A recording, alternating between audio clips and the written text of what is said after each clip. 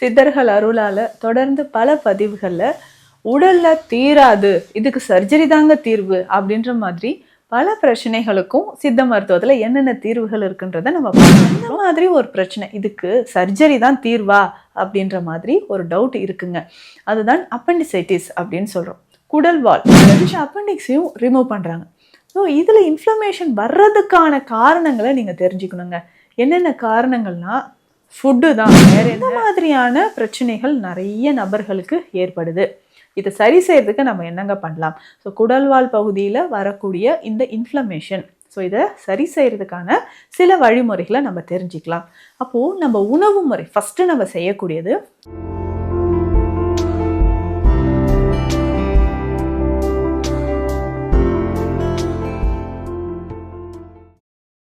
வரம் நேயர்களுக்கு வணக்கம். நான் டாக்டர் நித்யா, சித்தா ஃபிசிஷியன். சித்தர்கள் அருளால் தொடர்ந்து பல பதிவுகளில் உடல்ல தீராது, இதுக்கு சர்ஜரி தாங்க தீர்வு அப்படின்ற மாதிரி பல பிரச்சனைகளுக்கும் சித்த மருத்துவத்தில் என்னென்ன தீர்வுகள் இருக்குன்றதை நம்ம பார்த்துட்ருக்கோம்.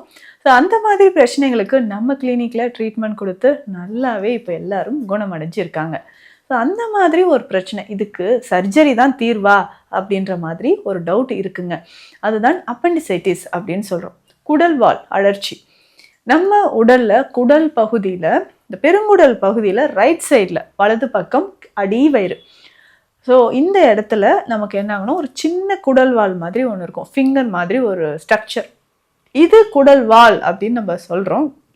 இது ஆனால் நிறைய பேரோட கான்செப்ட் என்னென்னா, இது தேவையே இல்லைங்க, உடலில் தேவையில்லாத ஒரு உறுப்பு, ஒருவேளை இதில் ஏதாவது இன்ஃப்ளமேஷன் இருந்துச்சுன்னா இதை நம்ம ரிமூவ் பண்ணிடலாம் அப்படின்னு நினைக்கிறீங்க. ஸோ அதே மாதிரி தான் இப்போ கால் பிளாடரில் ஸ்டோன் இருந்தாலோ, இல்லை டான்ஸ்லைட்டிஸ் இருக்குது, இல்லை தைராய்டு கிளாண்டில் ஸ்வெல்லிங் இருக்குன்னா இந்த ஆர்கன்ஸ் எல்லாம் நம்ம ரிமூவ் பண்ணிடலாம், தேவையில்லை அப்படின்னு நினைக்கிற மாதிரி தான் இந்த அப்பெண்டிக்ஸையும் ரிமூவ் பண்ணுறாங்க. ஸோ இதில் இன்ஃப்ளமேஷன் வர்றதுக்கான காரணங்களை நீங்கள் தெரிஞ்சுக்கணுங்க. என்னென்ன காரணங்கள்னால் ஃபுட்டு தான், வேற என்ன. ஸோ நீங்கள் நல்லா விரும்பி சாப்பிடக்கூடிய உணவுகளால் தான் வருது. அதிகமான உப்பு, ப்ரிசர்வேட்டிவ் சேர்ந்த உணவுகள், ஹைஜீனிக் இல்லாத, சுகாதாரம் இல்லாத உணவுகள், அதுவும் இந்த நான்வெஜ் நீங்கள் நல்லா விரும்பி அவுட் சைட் ஃபுட்டு நிறைய சாப்பிடுங்களேன், கண்டிப்பாக உங்களுக்கு அப்பெண்டிசைட்டிஸ் வந்துடும். அதுக்கப்புறம் வேறு யாருக்கெல்லாம் வருதுன்னா, நீண்ட நாளாக நீங்கள் கான்ஸ்டிபேஷன் பிரச்சனையிலே இருந்தீங்கனாலும் உங்களுக்கும் அப்பெண்டிசைட்டிஸ் வர்றதுக்கு வாய்ப்புகள் இருக்குது. இல்லை அடிக்கடி உங்களுக்கு urinary tract infection, so urinary tract infection ஏற்படுது, அதை கவனிக்காமல் விட்டுட்டோம், சுகர் லெவல் ரொம்ப அதிகமாக இருக்குது அப்படின்னு சொல்லும்போதோ உங்களுக்கு அப்பெண்டிசைட்டிஸ் வரலாம். அப்பெண்டிசைட்டிஸ் வருதுன்னா ஸ்டார்டிங்கில் என்னென்ன சிம்டம்ஸ் தெரியும் அப்படின்னு தெரிஞ்சுக்கோங்க. என்னென்னா லைட்டாக ஒரு பெயின், ஸோ ரைட் சைடில் உங்களுக்கு வலது பக்கம் வயிறு அடி வயிற்று பகுதியில் ஒரு வலி இருந்துக்கிட்டே இருக்கும். தொப்புளை சுற்றி இழுத்து பிடிச்ச மாதிரி ஒரு வலி அடிக்கடி வரலாம். ஸோ மோஷன் போகும்போதெல்லாம், மலம் வெளியேறும் போதெல்லாம் உங்களுக்கு வலி இருக்கிறத பார்க்கலாம். சிரமப்பட்டு மலம் போகிற மாதிரியோ, இல்லை மலம் போகும்போது வயிறு இழுத்து பிடிச்ச மாதிரி வலி இருக்கிறதோ இருக்கும். நார்மலாக நான் உட்காந்துட்டு தாங்க இருக்கேன், திடீர்னு இழுத்து பிடிச்ச வலி வருதுங்க வயிற்றுல, கொஞ்ச நேரம்க்கு அப்புறம் சரியாயிடுது, இப்படி சொல்வீங்க.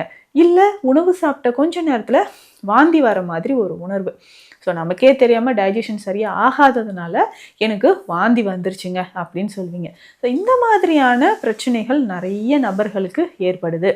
இதை சரி செய்யறதுக்கு நம்ம என்னங்க பண்ணலாம்? ஸோ குடல்வால் பகுதியில் வரக்கூடிய இந்த இன்ஃப்ளமேஷன், ஸோ இதை சரி செய்யறதுக்கான சில வழிமுறைகளை நம்ம தெரிஞ்சுக்கலாம்.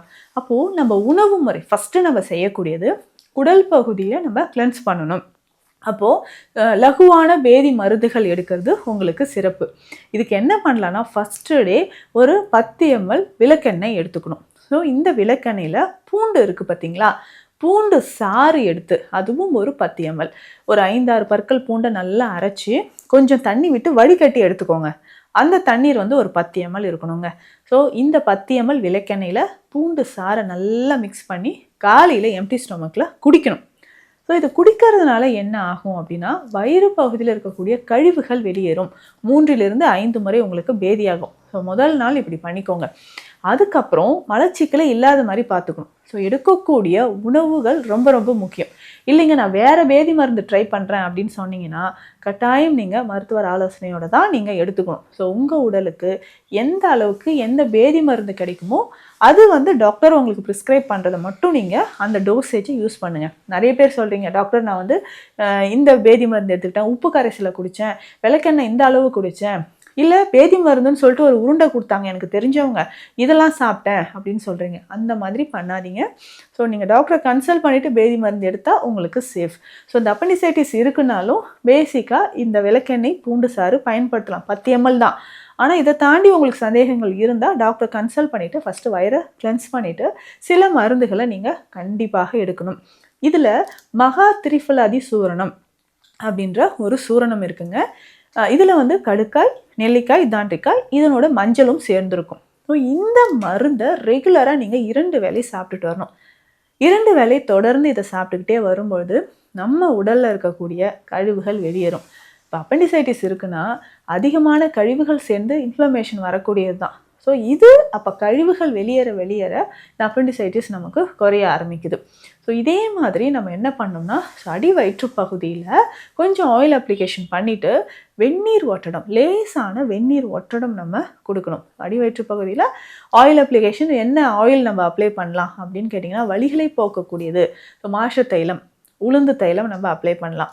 குறுந்தொட்டி தைலம் அப்ளை பண்ணிக்கலாம். ஸோ இந்த தைலங்களை நம்ம அப்ளை பண்ணிவிட்டு லேசான சூட்டில் ஒட்டடம் கொடுக்கணும். ஸோ அடிவயிற்று பகுதியில் வலது பக்கம் ஒட்டடம் கொடுத்துக்கிட்டே வரும்பொழுது ஒரு நாளைக்கு ஒரு வேளை இப்படி செஞ்சுக்கிட்டே வரும்பொழுதும் உங்களுக்கு 2-3 நாட்கள்லேயே அந்த வலியானது குறையும். ஸோ அதுக்கப்புறம் நம்ம இந்த சர்ஜரி தான் பண்ணணுமா, அதுதான் வேஸ்ட்டு அப்படின்னு சொல்கிறாங்களே, தேவையில்லாத ஒரு ஆர்கன் அப்படின்னு சொல்கிறாங்களே, இது என்னென்னா உங்களுக்கு மோஷன் வந்து ஈஸியாக வெளியேறதுக்கும் குடல்வால் ரொம்ப இம்பார்ட்டன்ட்.